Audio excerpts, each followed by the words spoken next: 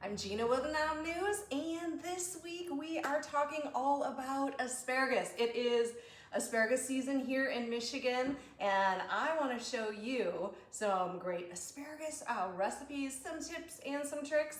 Today I'm going to show you my asparagus bisque. So I make mine with coconut milk instead of heavy cream, lightens it just a bit.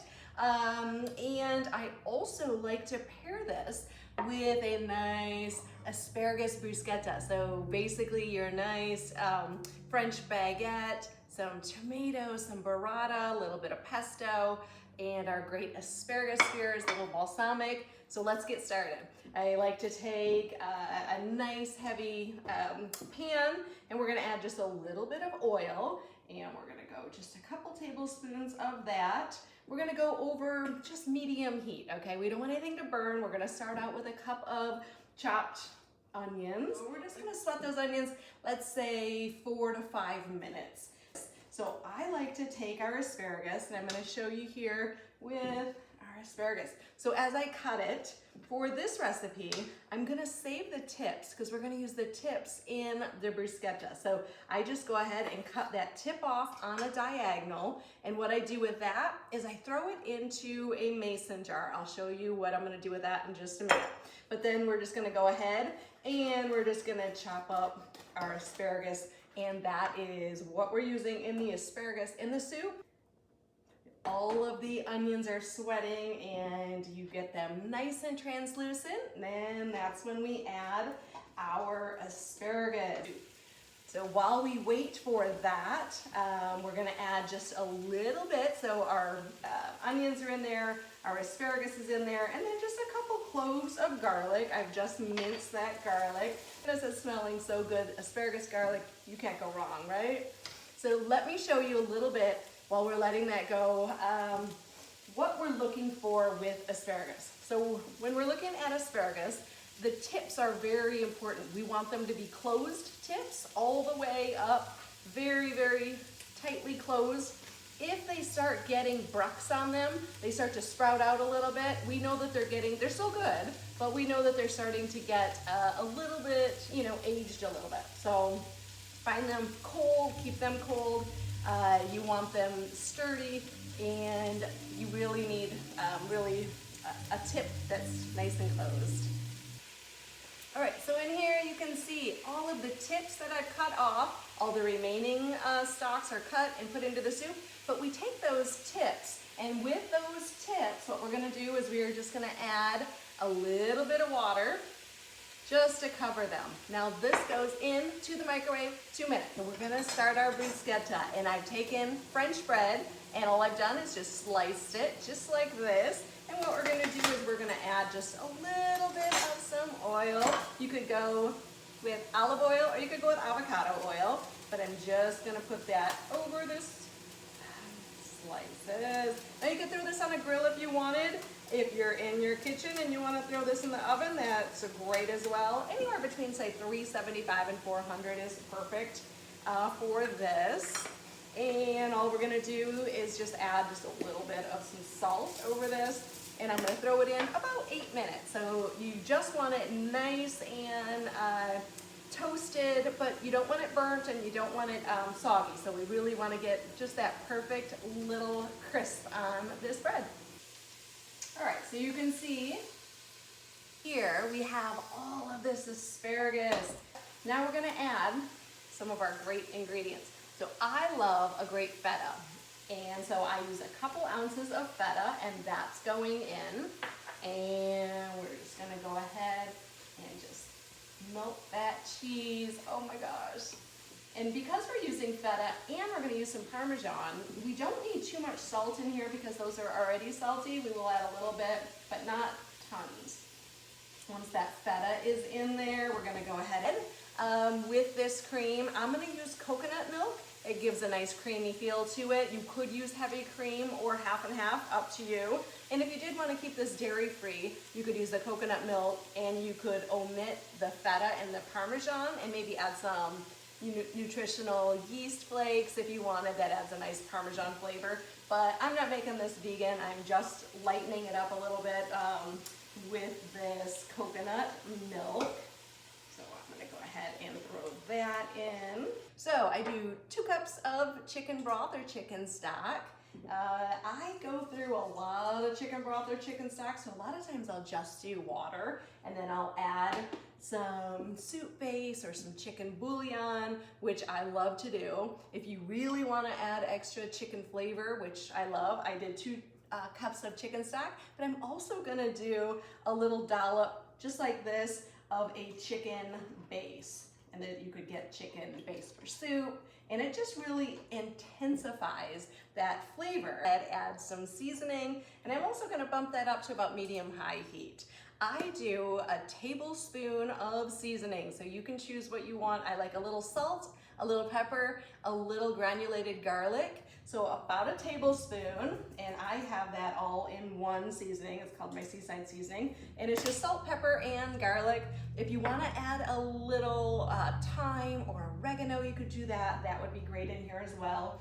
Another good thing would be lemon pepper seasoning is very, very good with asparagus. So if you wanted to throw in a little lemon pepper seasoning, go for it. Is add in a little bit of Parmesan. That is really going to help thicken this and just really bring some great flavors to this asparagus bisque. Almost there. We have our asparagus nice and tender, all of the chicken stock and coconut milk all blending in. Now for extra greenery, we're gonna add some spinach. So I throw that in. Now remember, spinach, it looks like a lot of spinach, but really it all will wilt down and it will really intensify that asparagus color, flavor, and just make this soup wonderful. All right, so we now have our French bread out of the oven, and what we're going to do is let it cool 30 seconds or so, but while it's still warm, I want you to take a garlic clove. Just peel that garlic clove, and then you are going to take your bread, and just like this, you'll see, we're just going to the bread. Oh my goodness, it just adds so much flavor. But you need to do raw garlic clove, and it has to come straight out of the oven, be nice and warm, and it's just gonna meld into that salt and that olive oil. And this will be the base for our asparagus bruschetta, which is a perfect complement for our asparagus bisque.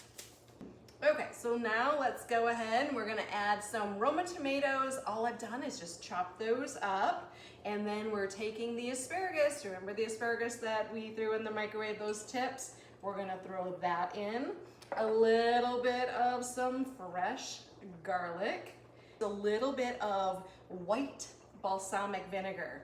It has a nice sweetness to it, still has a nice little bite, but not too bad. So I love to add that. Again, you just want to salt it a little bit, so salt, pepper, a little bit of granulated garlic, and I am just going to mix all of that up, and then we are going to top this onto that French bread that we just toasted. We are just going to top each one of these with our asparagus and our tomatoes. Oh, this looks so good. You want to keep stirring this, just periodically keep stirring. You don't want any of that Parmesan or any of that feta sitting at the bottom. Time I do a party, I love to make bruschetta or crostini, anything that has a little bit of bread and some toppings. I love this. Now, how I like to finish this is I love to drizzle a little bit of, well, first we have to add some burrata. So just a little bit of mozzarella. You could use goat cheese if you wanted. You could even do a little bit of shaved Parmesan. Feta would be good as well, but I absolutely love burrata. It is a mozzarella, and in the inside of the mozzarella ball, you'll see a nice creamy stracciatella. It is so good. After we have all the burrata on there, a little drizzle of our pesto over. Oh my gosh, that's so good. And last but not least, just a little bit of balsamic drizzle. That just tops everything off, And I will tell you what, you serve this asparagus bruschetta and asparagus bisque at any luncheon, any dinner, any appetizers, parties, they will love it, I promise. I'm gonna make sure that once the asparagus is completely fork tender and everything's incorporated, that's when we know we're either gonna take our immersion blender straight in, or we're gonna put it into your blender, Vitamix, Ninja, whatever you have, food processor, whatever you use works. So just remember, if you're gonna use a blender with hot soup, don't fill it more than halfway. Leave an air pocket at the top because the steam will come out and you don't need soup all over your kitchen, okay? So good tip on that. So I'm gonna go ahead and throw it in here, blend that up, and I'll show you what it looks like. Oh my gosh, that is so good. And then you're gonna check it for seasonings. Oh my gosh, that is so good. So if you want any more salt, pepper, garlic, whatever you're looking for, you could add a little more Parmesan cheese, whatever, but all we're gonna do then is serve it. I like to put it into a nice bowl, put it in a little drizzle. If you want some more pesto, you could do a little sour cream or crema, a little dill. And then I also like to take a little bit of that bruschetta that we had with the asparagus tips, and I like to add that to the top as well. So I'm kind of a big fan of dressing up my soups and bisques. So here we have our asparagus bisque along with our asparagus bruschetta. Perfect for lunch, parties, dinner, appetizers. Absolutely great. Get some Michigan asparagus soon. It is in season. I always tell people when it's Michigan asparagus time, it's May and June in Michigan.